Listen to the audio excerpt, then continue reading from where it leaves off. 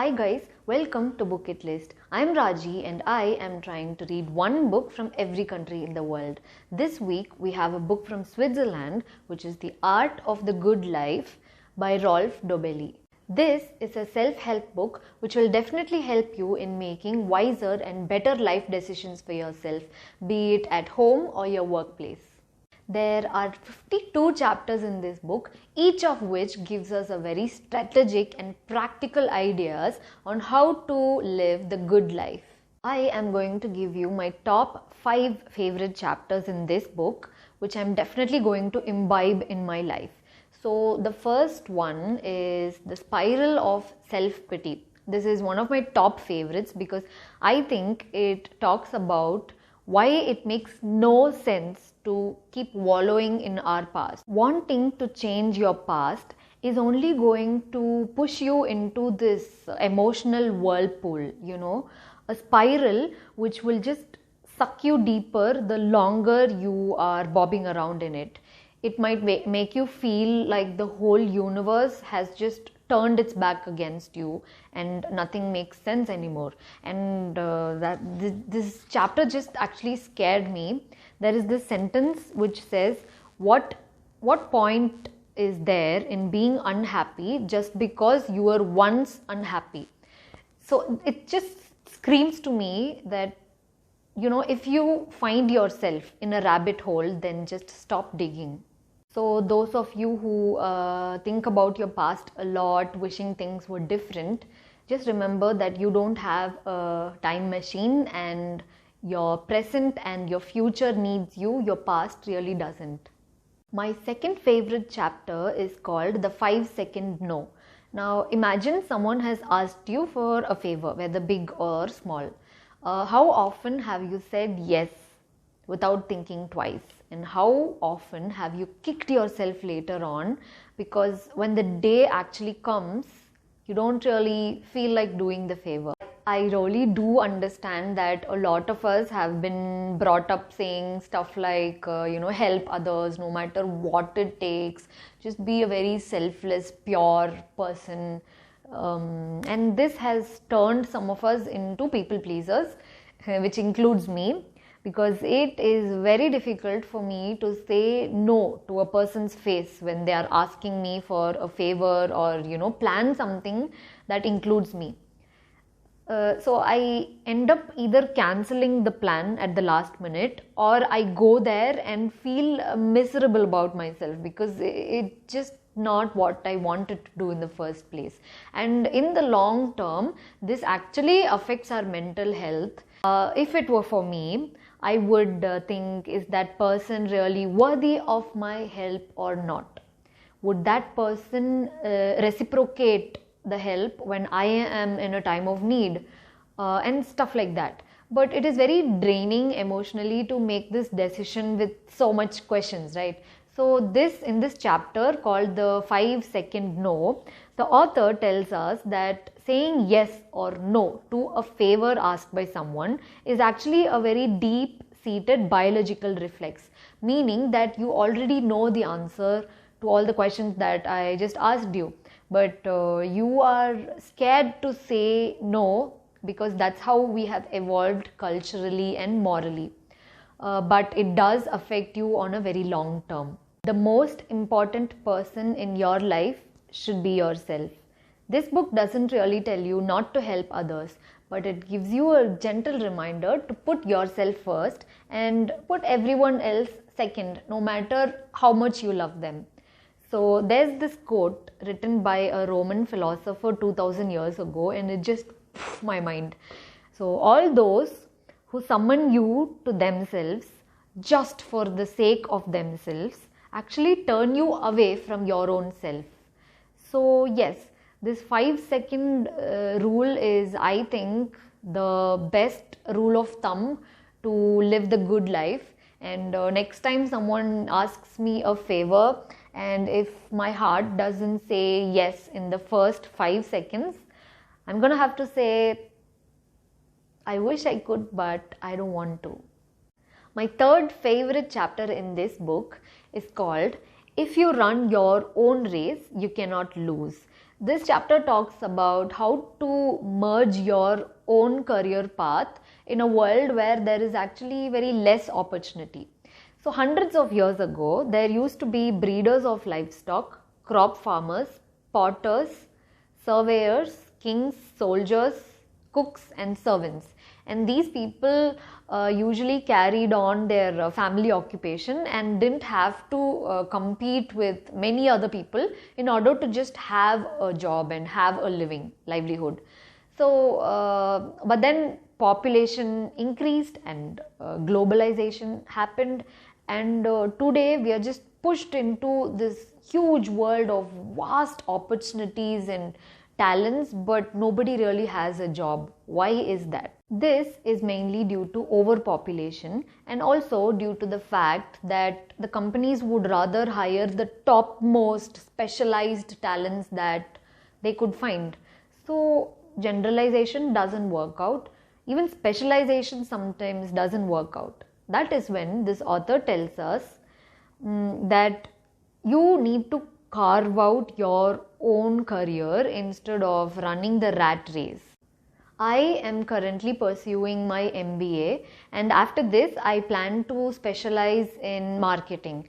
But after finishing that, I would see that hundreds of people have done the same thing, and it is not really enough for me to sustain in this global economy. So this author tells us to do everything that makes us happy, spiritually happy, financially happy, creatively happy, and intellectually happy.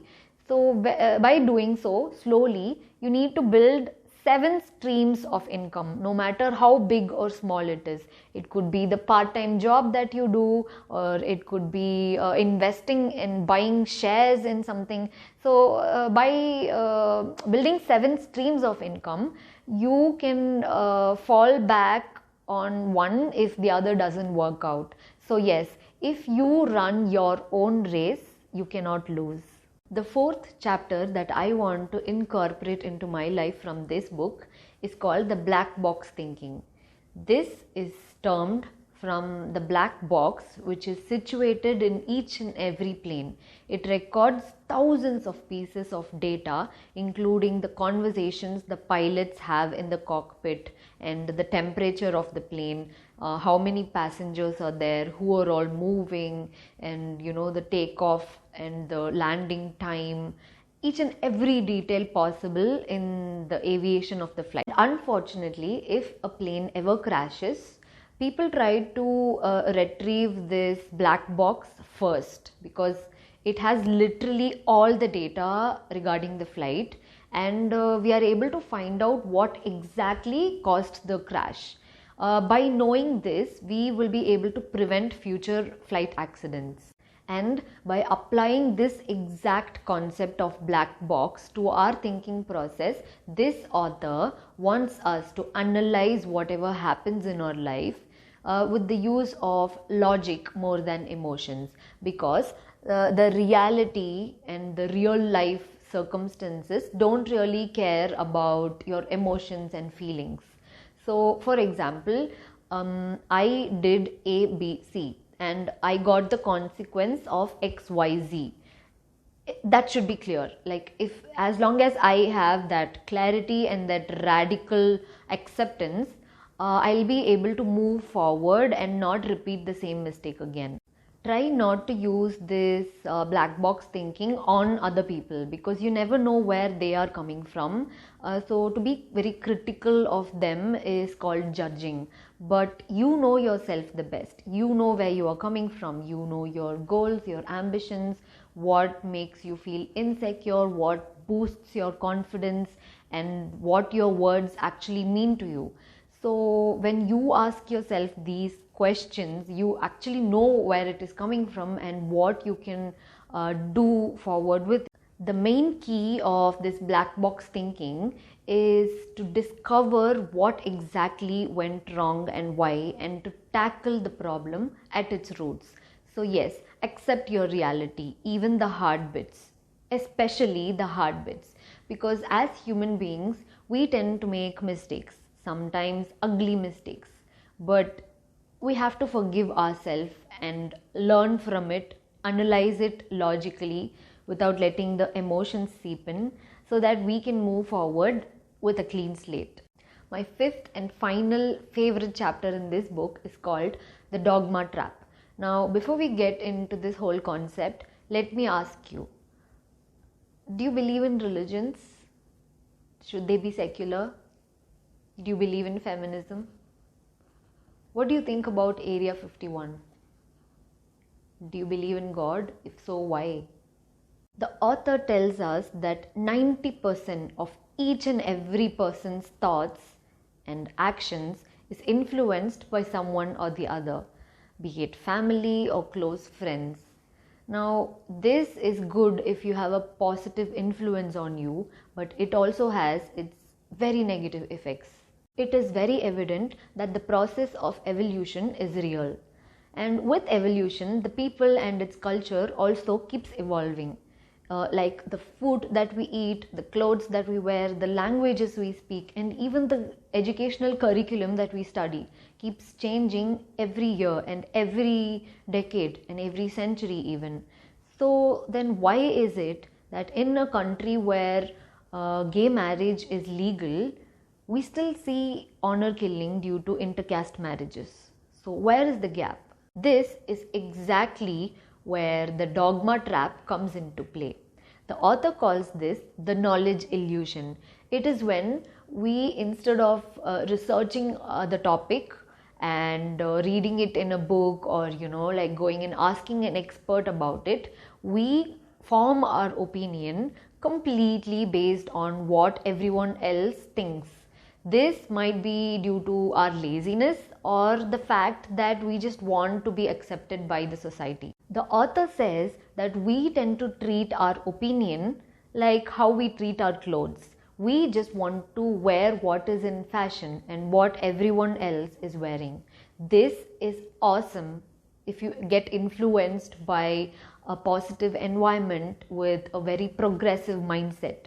But in my opinion, in my very humble opinion, our previous generations have not really been good at it. They have been regressive when it comes to gender equality, when it comes to addressing mental health, animal rights, and even environmental issues. So when we are carrying forward these regressive thought processes in our heads, without even knowing it is regressive, just because our family or parents or friends told us to, we are actually stopping or even delaying the ultimate change. And I firmly believe that every generation should be at least a little bit progressive than the previous one, and culture is meant to change. It is meant to change every 100 years or so. So it's not a big deal. Don't let the society force its opinion down your throat. Be very aware and keep researching on a topic before you form an opinion about it. And also know that it is not a permanent one, because progression is going to keep happening and your opinion has to change along with it. Think independently. You don't have to be too faithful to the society, because at the end of the day, self-love is all that matters, as long as you're not harming anyone else. You need to have your own political belief, your own religious belief, and even your own belief about who you are, without constantly being judged and influenced by other people. So here is the quote that I loved. The quicker you understand that you don't understand the world, the better you'll understand the world. These are the 5 chapters which I'm going to just merge with my life from now on. But there have been a few chapters in this book which I don't agree with at all, because I feel that it is very problematic. Again, it's just my own opinion. There's this chapter called the good death fallacy, where he talks about how your final moments in life shouldn't really matter to you.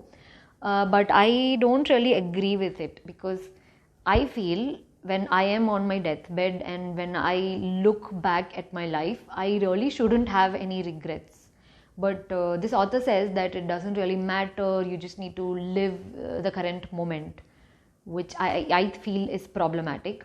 I found one more problematic chapter in this book where the author says volunteer work in an NGO or a shelter is literally a waste of time. Instead, you should donate your money and concentrate on doing your own work first. I completely disagree with this because I love doing volunteer work, and also not everyone has the money to give away. So this chapter basically I feel comes from a place of his privilege than living a good life, because however you can give back to the society, whether it is volunteer work or money or whatever it is, you need to do it. So yes, this is my honest review about The Art of the Good Life by Rolf Dobelli.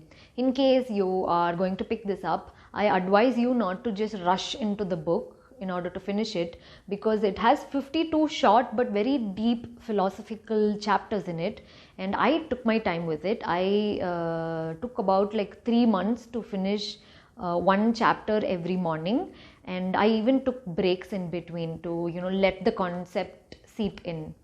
So yes, let me know how it goes if you ever read it. That's it for today's video. If you liked it, please like, share and subscribe to my channel. I'll see you next week. Bye.